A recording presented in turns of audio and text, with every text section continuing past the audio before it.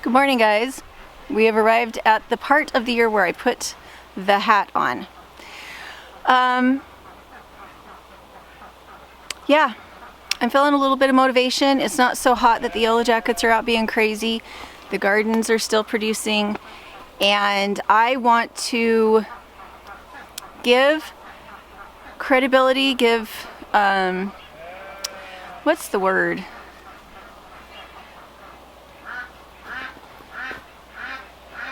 I want to give my family and my homestead permission to talk to me about the things that it wants changed.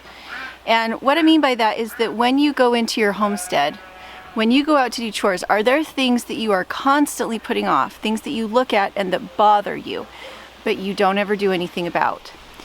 And the reason that we do this is because we have so many obstacles in front of us to get that thing finished that just thinking about it is stressful and somewhat painful. And those are the things we really want to look at. All right, these are my perennial hotbeds. 1, 2. Very excited about them. And yet, at the same time, they take up a lot of space. And what I'm wanting to do is move all the animals into the backyard and create more of a... Let me start over on that. When you live in an area that's very cold with lots of really deep snow, the closer you have your animals to your house, the safer they are, and the less work it is for you to take care of them. This is my deck. It looks not like a deck. It looks just like a fence, doesn't it? It used to be a deck, and we took the top pieces off of this particular part of the deck, and we turned it into the smokehouse. The walls of the smokehouse are made out of the top of that deck. When we first moved here, we put the goats in this space. We put them in this space because we didn't have fences anywhere else. But it meant that we could put the goats here and have them walk out into the garage for milking. We could walk warm water to them from inside the house in the winter. And I could look out my kitchen window and see whether or not my goats were okay or if they had their babies yet, type of a thing. It was very close proximity. So that's what I want to do again. My kids and I are a little bit burned out with how far away all the animals are from the house, especially in the winter. By bringing them here close to the house, we can build up some really good mulch, eliminate a few weeds that have gotten out of control where the ducks couldn't get them. And I've got such a glut of food. We have such a glut of fruit and meat and vegetables and herbs that without eliminating some of the time that we're taking doing chores, it's not really sustainable.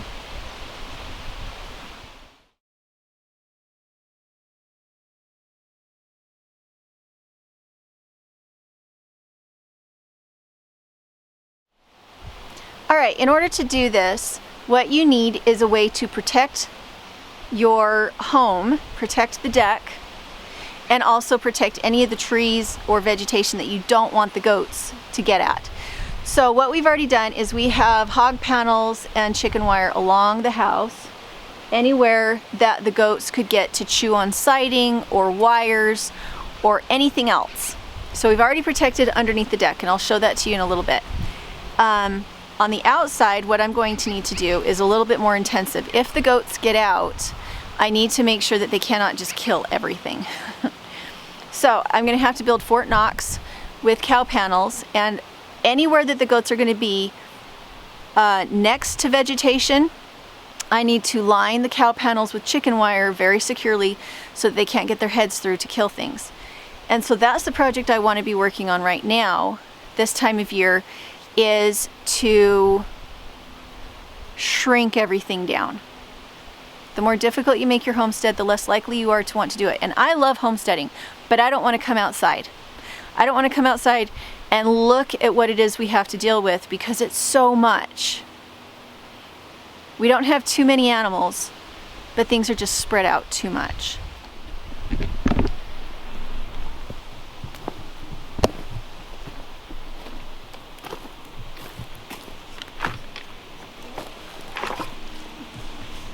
Mama Duck. All right, so the last animal we had in here was a pig, and she made a little bit of a mess. So these are pallets that are around the window. Animals will break windows if given the opportunity. So this is my bracing to keep it from collapsing in, and then I have garden fencing around the bottom, all the way along the wall. The reason to have it all the way along the wall is so that the goats can't chew on things next to the house. This is the IBC tote. We need 2 or 3 more in here in order to give waterproof protection to the goats.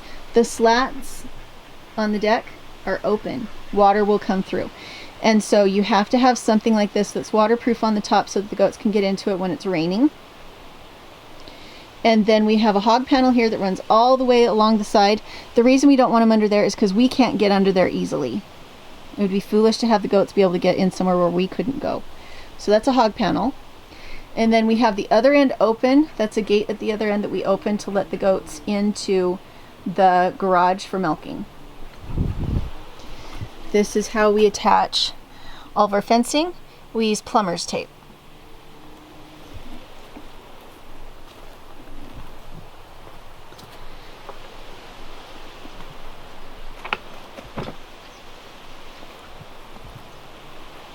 And you can see we do still have decking there, and that is the smokehouse.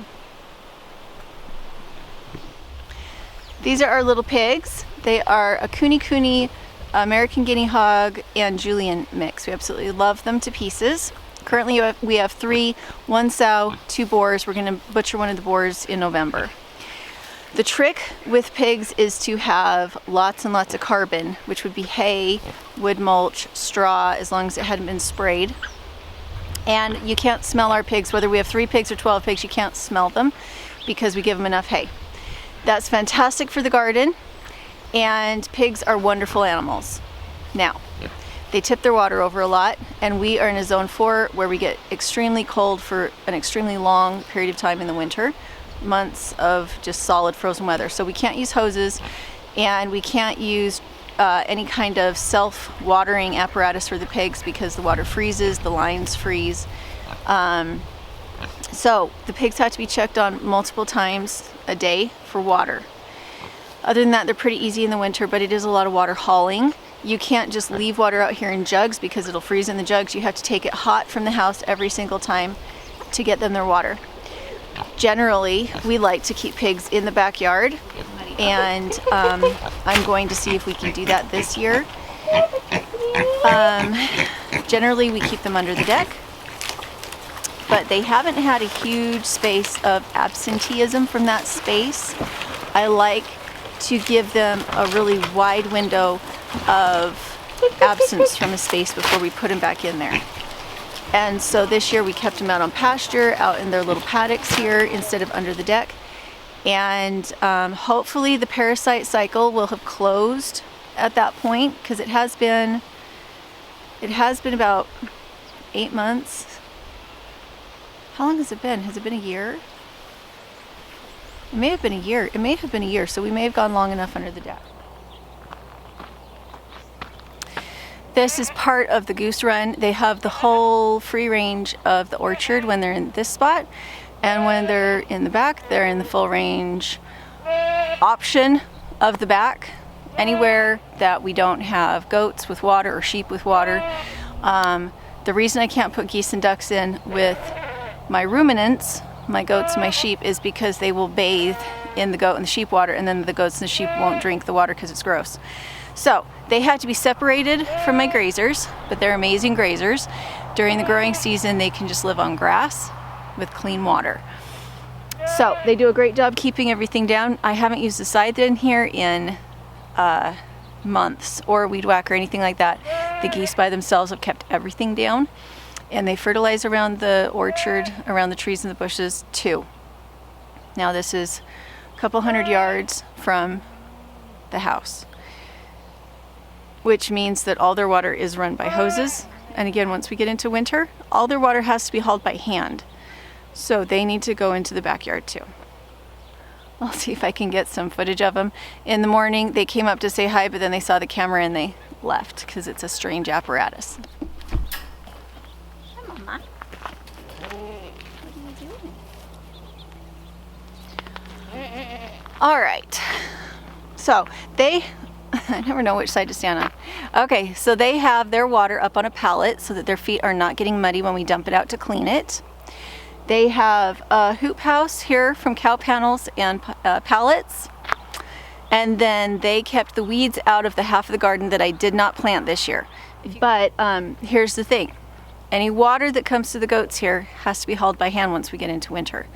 Hoses don't work because they freeze.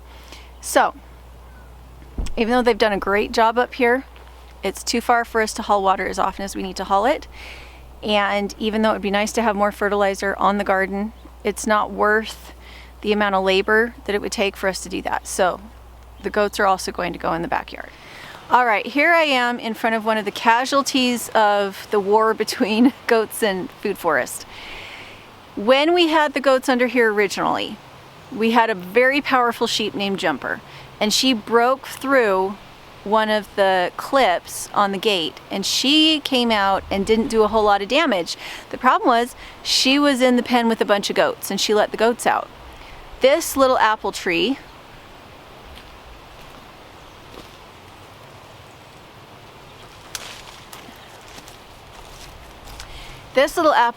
is a Macintosh, and it does have beautiful fruit, wonderful fruit.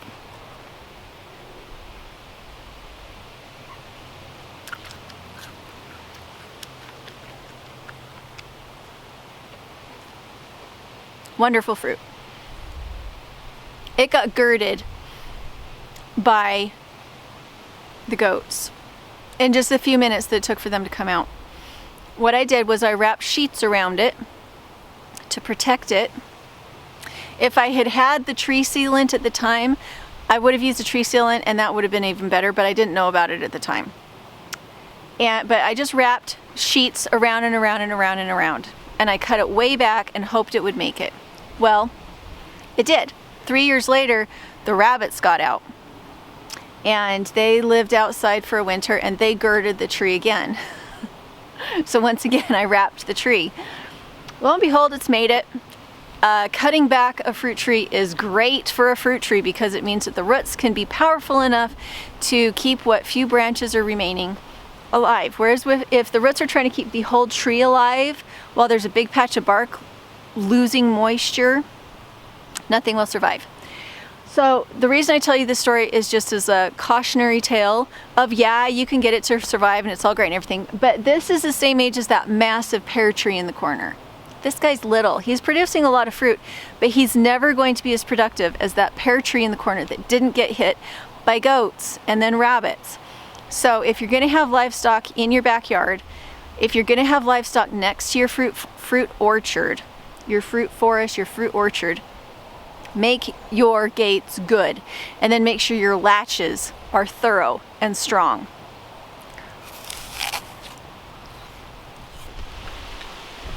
One of the best things you can do for yourself on a homestead is to make access easy, especially if you have kids that are helping you with chores. So I waited 10 years to put this gate in. I should have put it in the first year, but our homestead wasn't really developed yet. How was I to know that it would make it so much easier? It cost me $300, almost $400 to put this in between concrete and supplies and everything. If it wasn't 2022, if I'd done it in 2018, it probably would have cost me maybe $100. So there we have it. Easy access from the backyard directly to the big greenhouse and also the back pastures. It's made a huge difference. And I highly recommend looking at your bottlenecks, your travel bottlenecks, and addressing them when you see them if you can. That being said, one of the reasons I didn't do it was because I didn't know what the payoff would be. It was almost $400 to put this thing in. So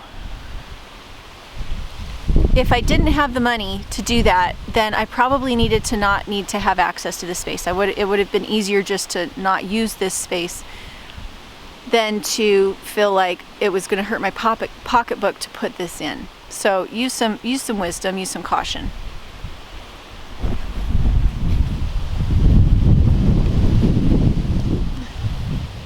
All right, sorry for the really bad light. I don't know how to take this video any other way. There's the big greenhouse. There's the goose pen, the overnight goose shelter. So we keep all the birds in here in the winter, and then the geese go in here and the ducks go through that gate. That's how that works.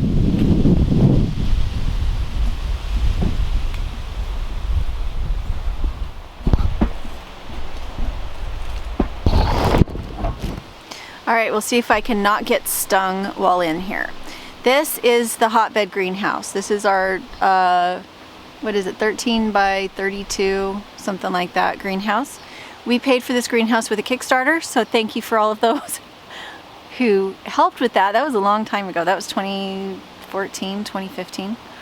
I knitted sweaters and hats and gloves and socks for people in exchange for their helping me get this greenhouse. So really appreciate you guys.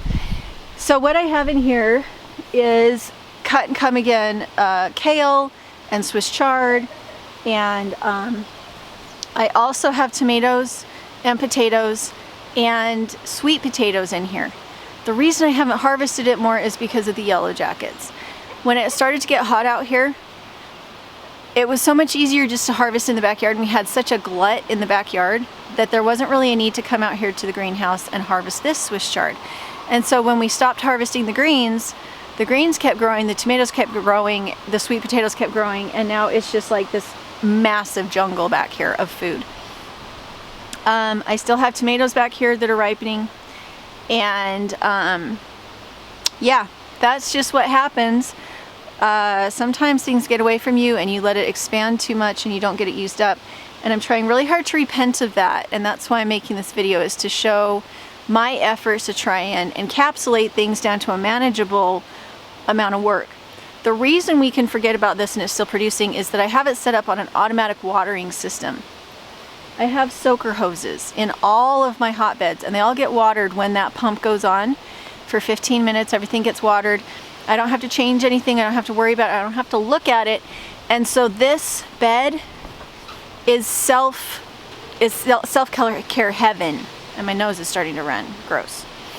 So the reason why this works for somebody who has maybe autoimmune disorders or things like that, or limited amounts of help, is that once you have a hotbed set up and you have the automatic watering system in, you can walk away from it. Even I haven't been out here in months, and yet it's still productive. We still have food ready to go whenever we need it. Whenever I want to harvest it, I can harvest it, but I didn't actually have to go out here and do anything. The reason why that works is because it's a hotbed. It's full of carbon, it's full of rabbit manure, it's full of old hay. I don't have to refertilize it. All I have to do is water it and let it go. And it's in a greenhouse, so it's happy.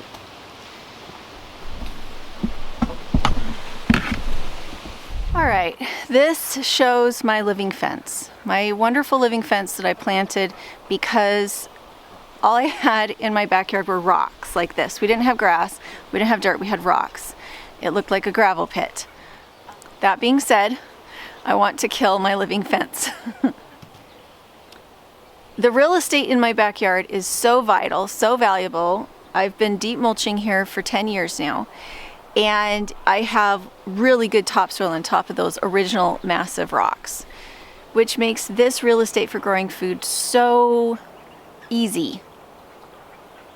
So instead of trying to grow most of our food in a really tamped down, horrible soil that just needs more animals on it for a longer period of time, what I want to do instead is take my living fence down. I know that sounds terrible. All right, here's another view of the living fence. When we first got here, what I did is I put animals inside cow panels in a square here. That was the first thing I did. And they lived on that all winter, and we had hay that came down and straw that was put in and manure was dropped from the animals, and it left deep mulch in this system.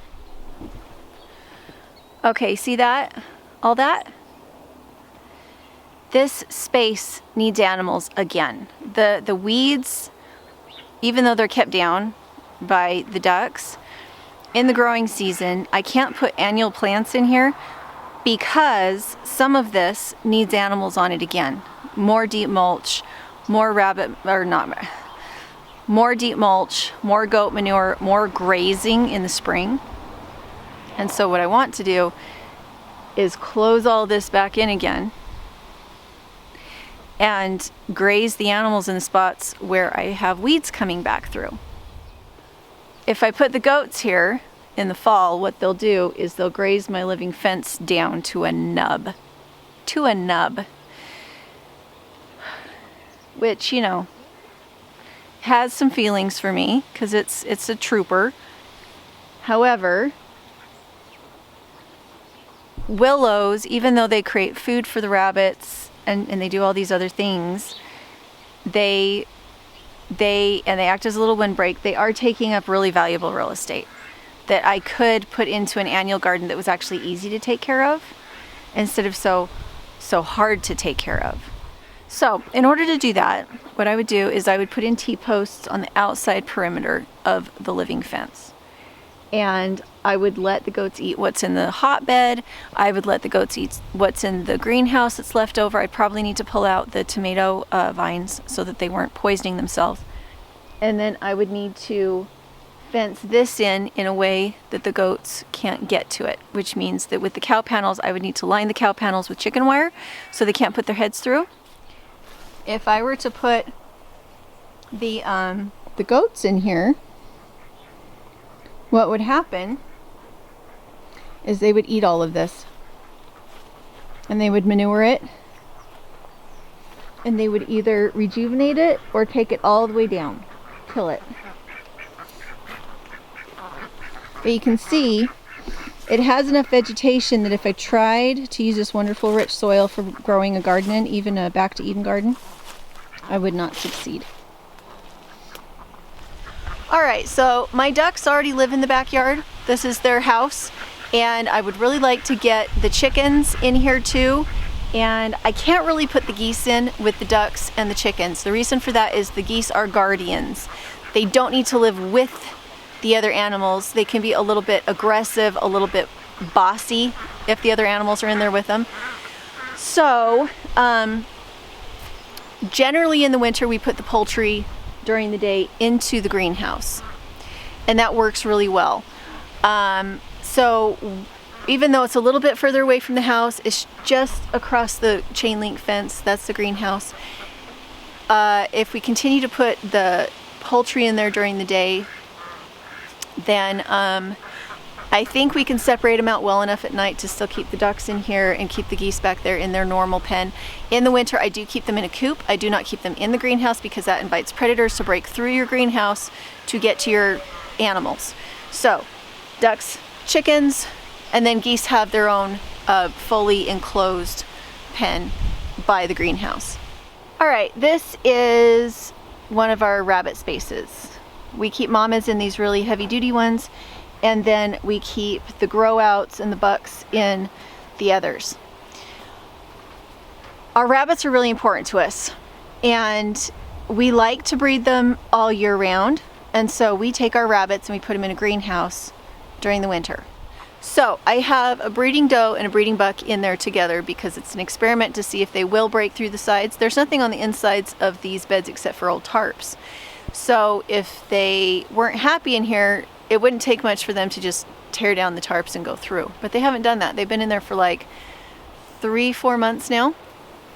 Babies too. So now we have a breeding buck and a breeding doe in there together. We'll see if they want to have babies in there and if it works. And if it does work, then what I'd like to do is put rabbits in the hotbed in the greenhouse without cages and see how that works. Here's the problem. You can't just put all the rabbits in together and expect them not to fight.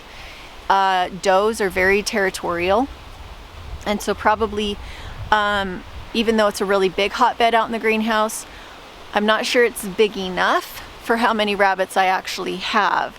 So what I would probably need to do, instead of having all the rabbits in that greenhouse in the bed, I would need to make sure to have a whole separate hotbed greenhouse for the rabbits with more sectioned spaces. We did section this out in 2 sections, but they went underneath it to get to each other. They didn't fight, they just wanted to be with each other, which is fine. And it's just a learning experience. But the rabbits have to be in a greenhouse in the winter. One thought I had was to put plastic over the top of just a hotbed and put the rabbits in just the hotbed instead of putting them in the greenhouse. So that's what we might do. We might put PVC pipes over the top and then put plastic over the top with a pretty big flap opening so that they're not dying of heat stroke. It would kill them, it would cook them if we didn't have venting in it. But that might work really well. I don't know. Again, it's always an experiment. For those of you who grew up reading Heidi, do you remember the part where the goats lived in a shed that was attached to the house? Because in the winter, it was so nice just to be able to walk from the house into the barn and take care of the animals. And that was that. The hay that Heidi slept on at night was actually the hay for the goats. The reason it was up in the attic of the house was because that meant that everything that you needed for your animals was in your house. You didn't have to go out long distances to get feed for your animals. So it kept you from getting too exposed. It kept the animals from getting out in the snow.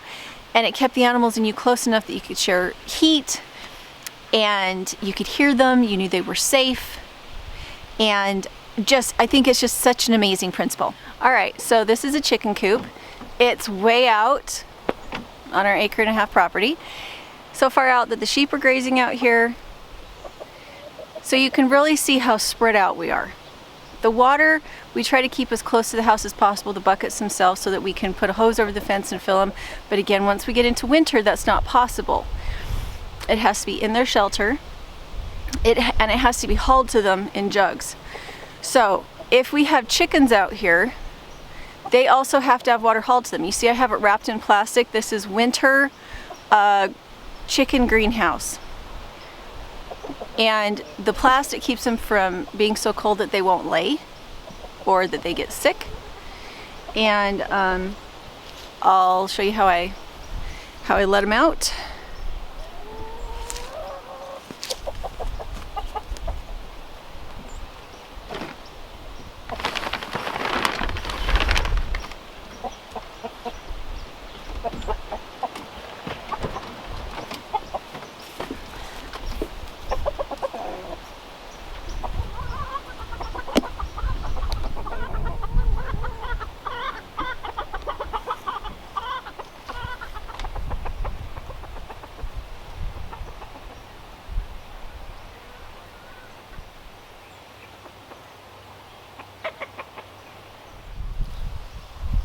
Alright, so your question might be, why did I put the animals out this far in the first place? Well, for grazing and for Airbnb. The reason this little coop is here is because when we had the Airbnb going, we liked to let our visitors collect their own eggs. They had a little hotbed garden and it was part of the experience.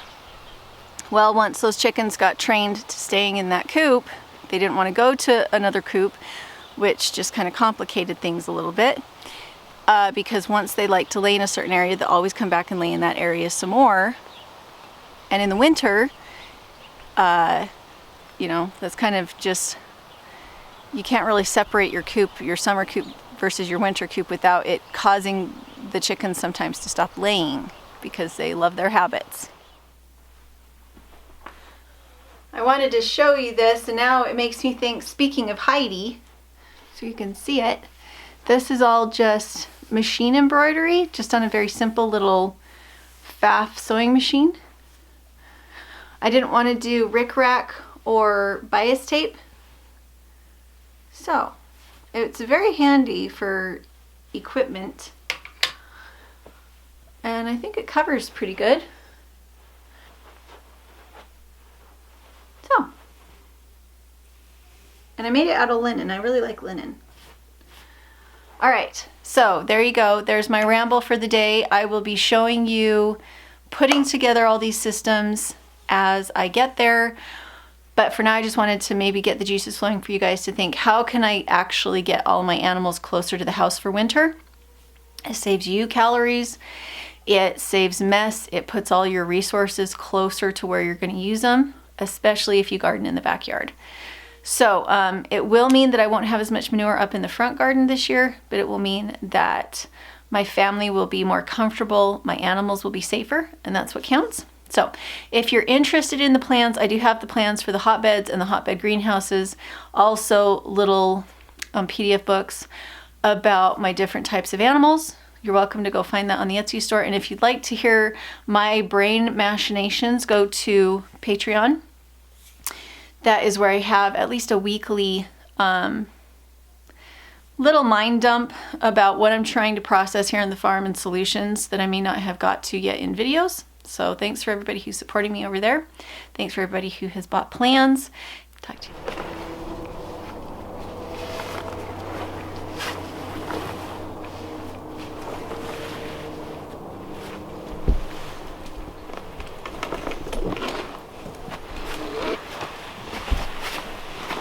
Do you want help dumping it? What do you want to now, honey? You just need the sled? I was wondering if you could redo all the feed sacks and things right there. Yeah.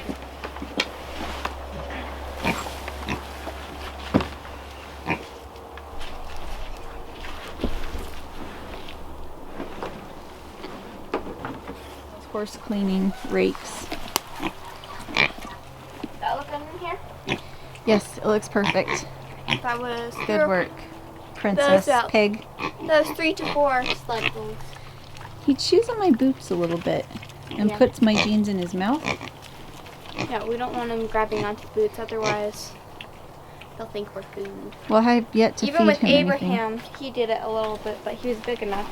It isn't something he's wanting doing. So we have one male, and all the rest are females. What did we want to call her? Just Midnight? What was the name? We could name her probably Old Pants or whatever the unicorn was called. Alright, so I just put up cow panels. This is the feeder for the sheep. Hey, Mama. There's their minerals, there's their hay, and there's their deer fence.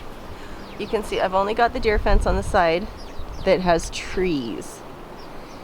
And all it is it's a regular cow panel lined with chicken wire so they can't get their heads through the fence at any point. And then garden stakes zip tied above that, and then chicken wire attached to those garden stakes. And that means they cannot get their heads over it, so they can't damage the fence.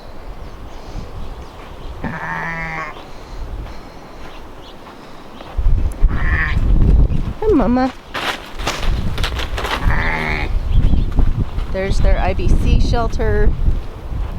But we have just found with our sheep that it doesn't matter how hard it's raining or snowing, they don't go in their shelter, but we've got it there anyway. So they can reach through and nibble on the living fence. There's their water on a pallet so it doesn't get their feet wet. And you can see I have all sorts of trees on this side right up next to that fence, and they can't get through to kill it, because they would kill it. They would gird it over time. Same thing on this side, but I lined it with pallets, and we don't have any animals in it right now.